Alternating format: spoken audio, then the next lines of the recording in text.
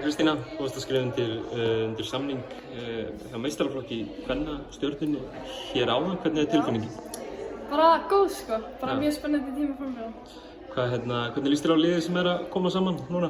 Mér líst bara vel á það og við erum frekar ungt lið en samt held ég að við munum alveg, ég held að okkur muni ganga vel.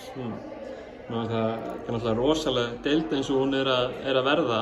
Þetta er sögulegt að held ég að það séu 9 lið í fyrstu deild kvenna. Það hlýtur að vera spennandi að vera að fara út í svoleiðis verkefni. Já, spennandi en samt líka alveg mikil, það verður alveg erfitt. Já. En við verðum bara búin að búast við því. Nú er Stjarnan að setja meistaraflokk aftur af stað eftir árs fjarveru. Já. Hversu mikilvægt, hversu mikilvægt myndir þú segja að væri fyrir Stjörnuna að vera með að halda út í meistaraflokki?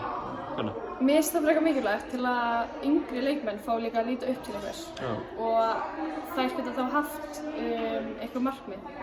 Kannski að komast ennþá lengra og komast þá upp í meistaraflokk. Spenntur nýja tímabili? Já. Geggjað, takk. Takk.